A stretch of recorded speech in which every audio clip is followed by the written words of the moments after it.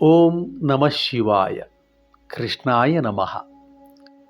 మన దేవాలయం ఛానల్లో మనము అత్యంత ఉత్కంఠభరితమైనటువంటి కథ కిరాతార్జునీయం వింటున్నాం. ఇప్పటి వరకు 4 భాగాలు పూర్తయ్యాయి. 5వ భాగానికి ఇప్పుడు స్వాగతం. 4వ భాగం చివరిలో మనము ఏమి విన్నాము అంటే, తాను పెట్టిన పరీక్షకు నిలిచినటువంటి అర్జునుణ్ణి చూసి సంతోషించినటువంటి ఇంద్రుడు అతనికి శుభం కలుగుతుందని చెప్పి అంతర్ధానమయ్యాడు. అంతవరకు విన్నాము. ఇప్పుడు మరికొంత కథ ఈ భాగంలో విందాం. ఇంద్రుని ఆదేశానుసారము అర్జునుడు శంకరుని మెప్పించడానికి తపస్సు ప్రారంభించాడు. సూర్యునికి ఎదురుగా ఒంటికాలిపై నుంచొని బాహ్యాంతర శుచి అయి నిరాహారుడై శరీరం కృషిస్తున్నా లెక్క చేయక స్థిరంగా ఊర్ధ్వబాహుడై తల పైకెత్తి రెండవ రుద్రుడా అన్నట్లు కొన్ని నెలల పాటు తపస్సు చేశాడు.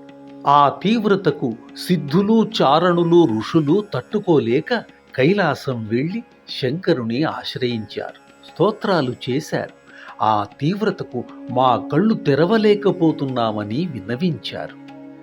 భగీరథుని కోరిక మీద గంగను భూమికి వదిలినా కొంత నీరు శివజటాజూటంలో మిగిలే ఉంది. వృత్రాసురుని పోలిన అతడు త్వరలో ఈ విశ్వాన్ని ఆక్రమిస్తాడు. ఇది ఉపేక్షకు సమయం కాదు అని విన్నవించారు. అప్పుడు శివుడు వారితో ఇలా అన్నాడు: కలవరపడకండి.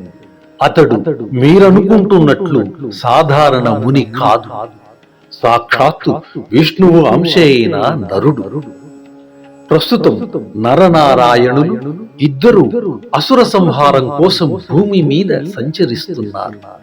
ఈ విషయం తెలుసుకున్న పాపాత్ముడైనటువంటి మూకాసురుడు ఏకాంతంగా తపస్సులో ఉన్న అర్జునుని చంపటానికి వరాహ రూపంలో పోతున్నాడు. మీరు కూడా నాతో అర్జున ఆశ్రమానికి బయలుదేరండి. ఇలా చెప్పాడు శివుడు. శివుడు ఇంకా ఇలా అంటున్నాడు: నేను కిరాత రూపంలో మూకాసురుని చంపగా అర్జునుడు కూడా అదే సమయంలో రెండో వైపు నుంచి వాడిగల బాణం వేస్తాడు. నాతో తగువుకు దిగుతాడు. ఎన్నో రోజులుగా ఆహారం లేకపోయినా నాతో ముష్టి యుద్ధం చేస్తాడు. ఆ వినోదాన్ని మీరు తప్పక ఆలకించాలి అని పలికాడు శివుడు. శివుడు హరిచందన అడ్డరేఖలతో తన 3వ కన్ను ఇతరులకు కనిపించకుండా కప్పివేశాడు. గంగాదేవి కనిపించకుండా అడవి పూలతో పొడవైన జటలు ముడివేశాడు. నెమలీకలు కుండలాలుగా ధరించాడు. కార్తికేయుడు ప్రమథగణాలతో తండ్రికి ముందు నడిచాడు.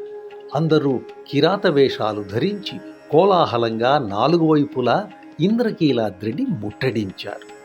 శివుడు మందాకిని తీరంలో సైన్యాన్ని నిలిపి కొద్ది సైన్యంతో మూకాసురుని అడుగుజాడలు అనుసరించాడు.